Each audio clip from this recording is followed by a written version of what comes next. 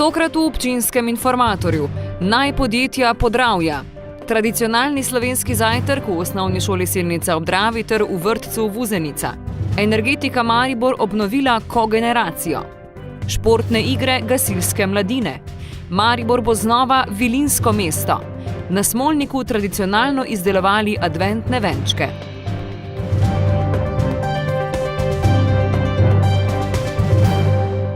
Lepo pozdravljeni. Tokrat začenjamo s pozitivno zgodbo o najpodjetnikih Podravja.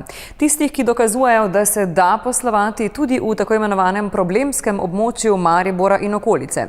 Predstavniki Štajerske gospodarske zbornice in časopisne hiše Večer so naziv drugo leto zapored podelili Impolu, bralci Večera pa so izbrali Mikropolo.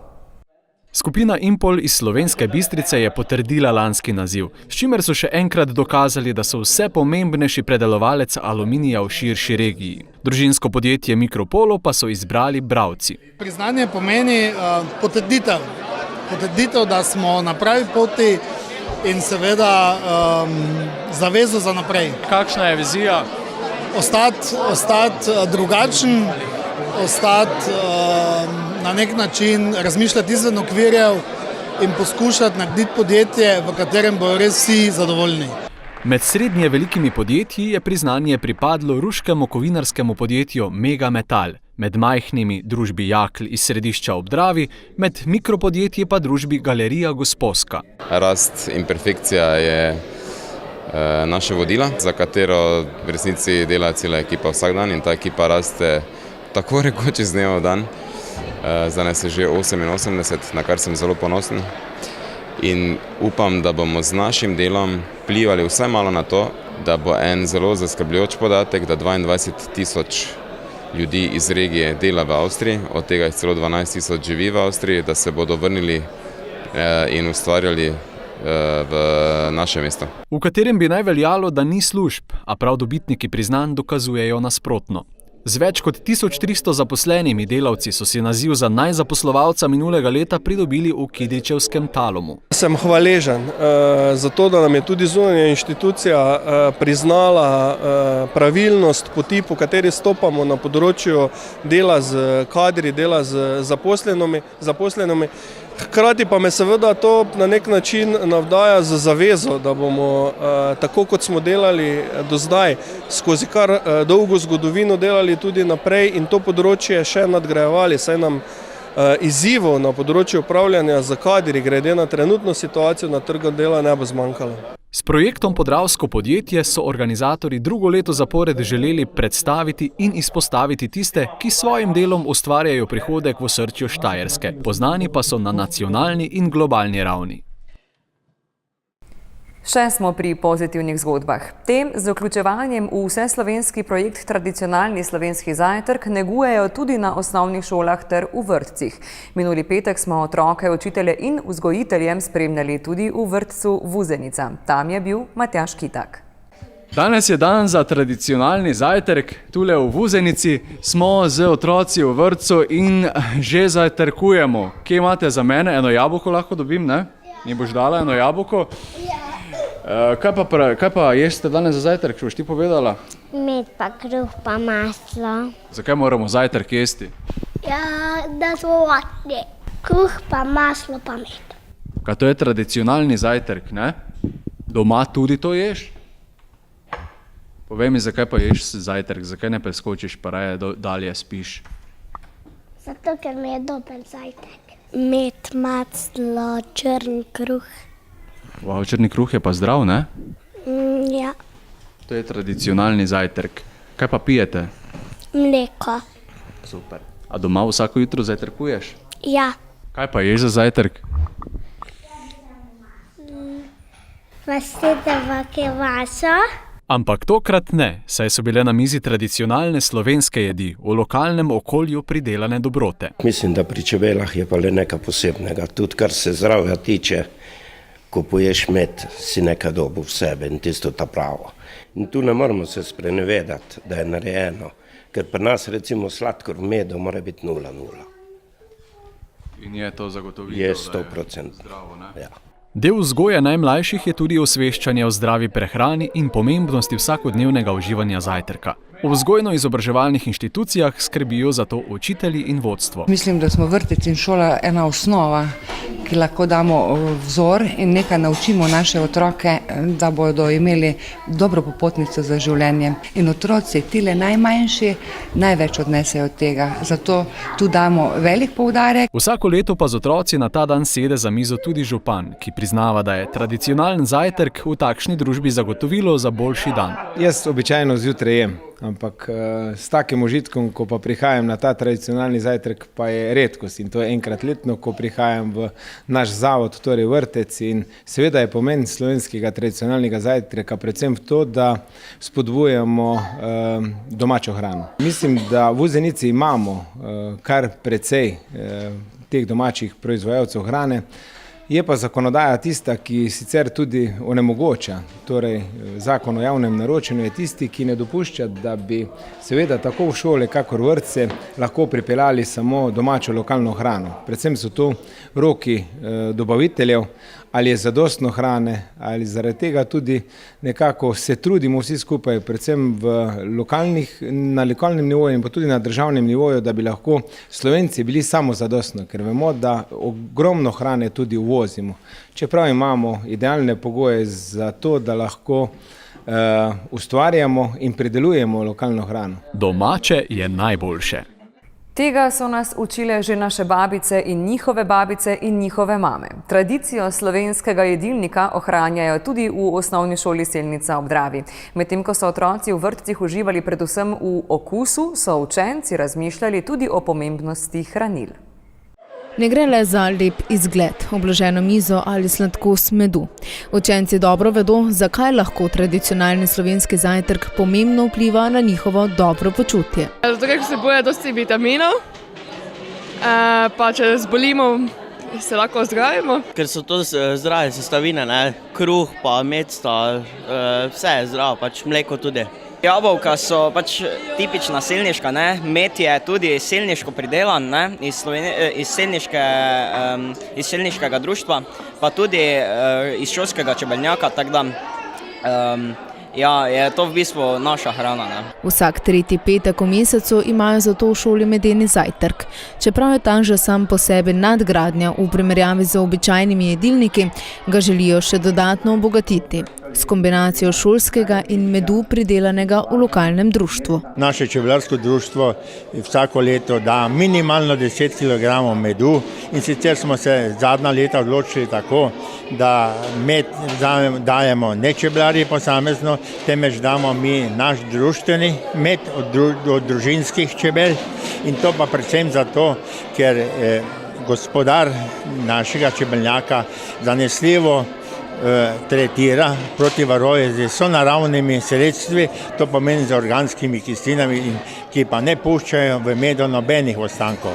Otroci so v bistvu že navajeni in je ta del povsem domač, je pa seveda ključno pa to, da k medu priključimo še vse ostale lokalne predelke in je potem to res ena taka zaključena celota in nekje je zdaj tudi prišla ideja v teh dneh, da bi mogoče ne samo v novembru, ampak vsak mesec res poleg meda našega šolskega ponudili tudi hrano ostalo lokalnega izvora. Zdaj bomo to malo preanalizirali, ali je to mogoče in bi potem res bil to en taki lep pečat skozi celo leto. Gre za inovativne, predvsem pa zdravemu načinu usmerjene pristope, ki jih pozdravljajo v lokalni skupnosti.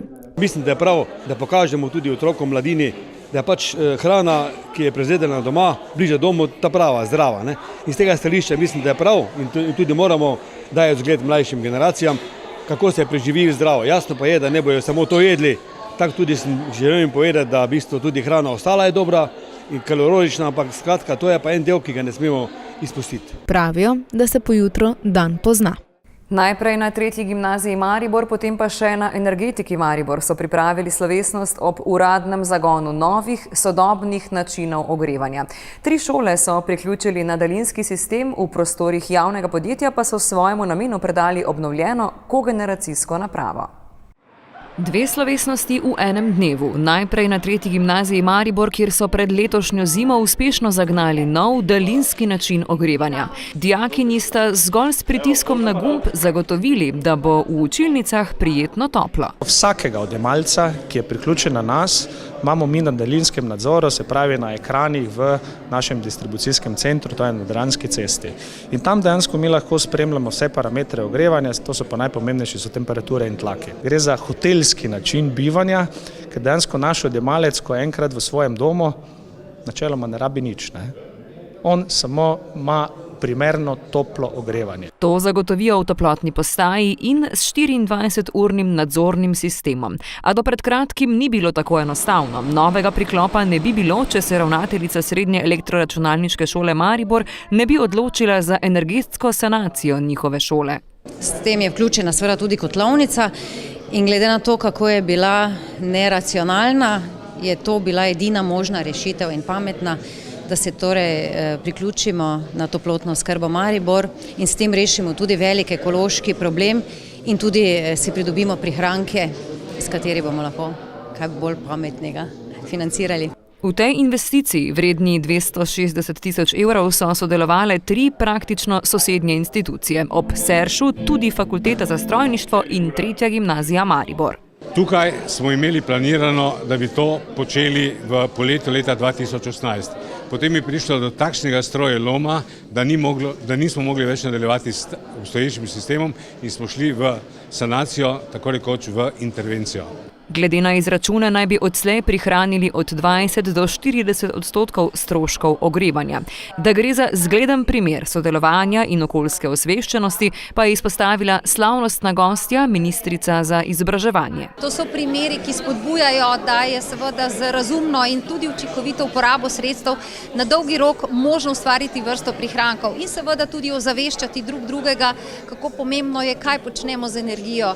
Odločitve so seveda na svetu zavodov, kjer se odloča, kako za sredstvi, ki so na razpolago. Tukaj je bilo na razpolago nekaj kar privarčevanih sredstev, zato je namen še toliko bolj osmišljen, seveda pa brez dobrega sodelovanja z občino Maribor, hkrati seveda z vsemi lokalnimi skupnostmi in na drugi strani energetiko Maribor, verjetno ne bi storili tega sodobnega koraka naprej. Razvojno naravnanost pa so še podkrepili z drugo slovesnostjo v istem dnevu. V prostorih energetike so predstavili obnovljeno kogeneracijsko napravo, s katero sledijo visoko učinkovitim standardom daljinskega ogrevanja, primerljivega z obnovljivimi viri energije. Skladni z vsemi evropskimi direktivami in tudi energetsko zakonodajo. In ker pač naša država, to moram res pohvaliti ministrstvu, sledi tem usmeritvam, tudi podpira skozi razpise novogradnje ali pa obnove bodisi kogeneracijskih naprav, bodisi nekih proizvodnih virov na obnovljive vire. In na račun tega smo dejansko mi najstarejšo našo kogeneracijsko napravo, ki je začela leta 2004 delovati. Z junijem smo začeli z deli in evo do danes smo to končali. Slovesnosti se je udeležil minister za infrastrukturo in prostor, ki je izpostavil, da so to vrstne investicije zelo pomembne tudi za zagotavljanje konkurenčnosti. Toplotne energije, tudi električne energije. In seveda je pomembna tudi v širšem smislu na nivoju države, kajti z vgradnjo učinkovite, visoko učinkovitega generatorja za proizvodnjo toplote, elektrike energije dosegamo tudi cilje po zmanjšanju rabe energije, torej po večji učinkovitosti delovanja postrojev in tu je prav tak primer. Maribor pa je s tem dodal še en košček k mozaiku zniževanja emisij ogljikovega dioksida. Gasilci so tisti, ki so vedno pripravljeni priskočiti na pomoč. Tega se učijo že kot pionirčki in mladinci. Prav tako pa se že takrat učijo, kako pomembno je, da skozi gasilstvo tkejo prijateljstva. V ta namen se mladi gasilci Gasilske zveze Ruše tradicionalno srečajo na športnih igrah. Pripravljeni, pozor, zdaj!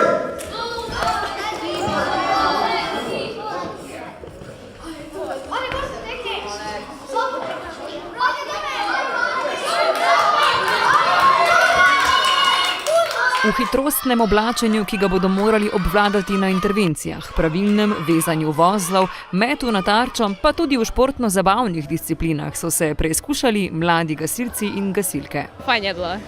Kaj vse ste počeli, katere discipline so vam dobro šle? Meni je šel dobro nogomet, pa vozli, pa metanje vrvi, pa vlečenje vrvi. Kaj pa počnete, pionirji? Učimo se, pa delamo vaje, pa vse. So bile težke vaje? Ne tako težke.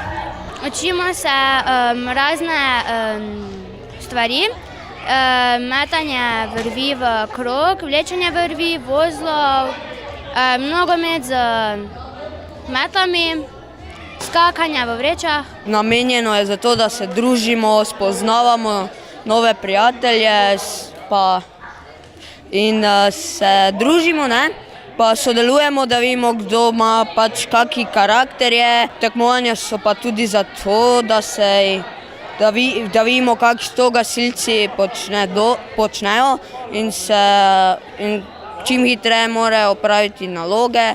Čas je pri ukrepanju zelo pomemben. Z nekaj resnosti in z veliko zabave so tokrat naloge opravljali ob spodbudi vrstnikov, pa tudi mlajših in starejših kolegov. Pomembno je, da se tako gojijo vrednote tovarištva. Tekmovanje poteka tako, da so ekipe mešane, ne samo med mladinci in pionirji, ampak tudi med posameznimi društvi. Tekmovanje poteka tako, da so ekipe mešane, ne samo med mladinci in pionirji, ampak tudi med posameznimi društvi. Tekmovalo in zabavalo se je okoli 70 mladih gasilcev iz vseh prostovoljnih društev Gasilske zveze Ruše. Vsi pa so ob koncu prejeli spominsko in motivacijsko medaljo. Maribor bo spet vilinsko mesto. V Vetrinjskem dvoru so tudi letos pripravili program prazničnih družinskih prireditev, doživetij in delavnic. Med 24. novembrom in 29. decembrom se bo zvrstilo več kot 90 dogodkov. Pred in med prazniki bo Maribor spet pravličen. Ob tradicionalnem programu festivala Vilinsko mesto je novost letošnjih svetlobnih instalacij Ana Lumina. Udeleženci bodo lahko sami polepšali izgled mestne okrasitve, ki je v preteklosti naletela na kar nekaj kritik. Slovenskimi umetniki, ki bodo malo pripomogli k temu, da se vzpostavi eno malo drugačno vzdušje, predvsem pa so lokacije izbrane na osnovi tega, kjer ni božične osvetljave, pa bi vseeno lahko bila. Tako da imamo 4 vodstva po teh Ane Lumine in vse seveda vabimo, da se nam pridružijo k temu. Tako se bo pričelo Vilinsko mesto, katerega osrednje prizorišče ostaja Vetrinjski dvor. Program je osredotočen na družine. Od ponedeljka do četrtka igralnica, čitalnica za družine, predvsem tiste z malimi otroci, ker se lahko pač tukaj družijo in otroci se v miru igrajo, medtem ko odrasli lahko pač spijo kako kavico, vročo čokolado, preberejo skupaj kako knjigico in med 16. in 18. uro so delavnice za otroke oziroma za družine. Konec novembra in decembra bodo program izvajali testno, željo, da bi ga lahko obdržali do konca marca. Nove na programu Vilinskega meseca pa so tudi pravlične dogodivščine. 2 dogodka iz Vetrinjskega dvora bo pripravljena taka pravlična pot, enkrat do Drave, kjer sodelujejo tudi mariborski potapljači, drugič pa do parka, kjer sicer delamo pač poletne dogodke, art camp in poletni art camp. Osrednja rdeča nit vseh programov pa ostaja povezovanje. Delati mesto prijetno, živo ob kakovostnih programih, brez blišča in trušča. Srčika dogajanja se odvija tule v Vetrinjskem dvoru oziroma se predevi potem Vilinski dvor.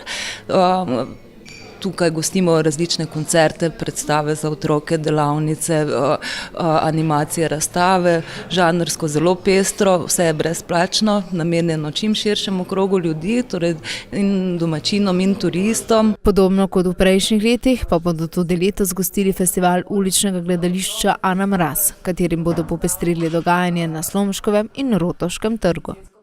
Bliža se adventni čas. Čas, ki naj bi ga posvetili predvsem družini, sorodnikom, svojim bližnjim in tistim, ki jih imamo radi. Večina v tem času svoje domove okrasi z adventnimi venčki. Vse več ljudi pa sledi miselnosti, da so najlepši tisti, ki jih izdelajo sami. Takšno delavnico so pripravili v gasilskem domu na Smolniku.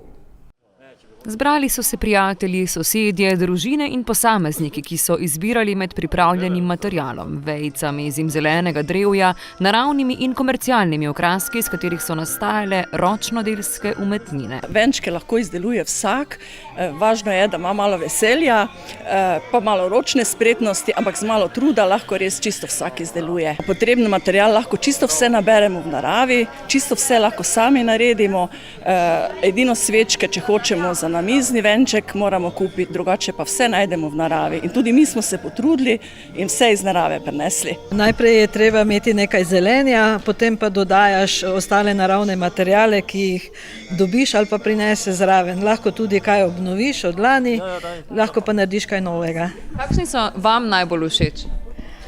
Meni malo abstraktni, ne taki, kot jih ponavadi delajo klasično za te praznike, ampak malo drugačni. Ne rabijo biti samo okrogli, kakšni so še lahko venčki? Čisto po domišljiji.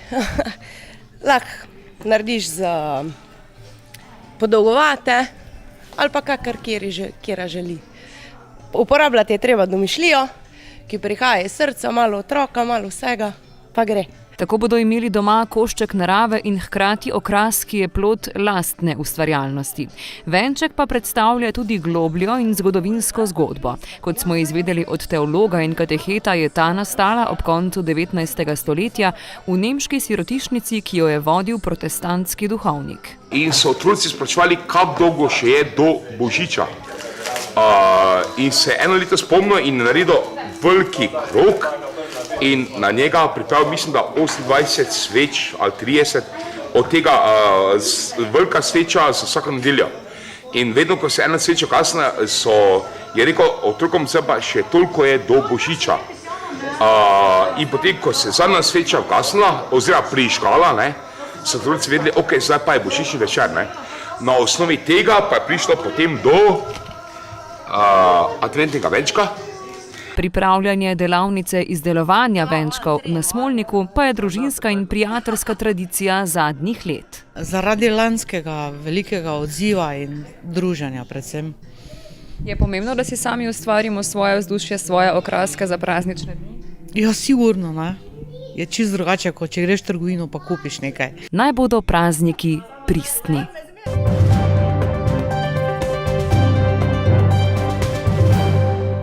Preverimo še, kaj se te dni dogaja v naših krajih. Ta torek 21. novembra ob 19. si lahko v Domu kulture v Rušah ogledate komedijo Toneta Partliča Silvestrska sprava.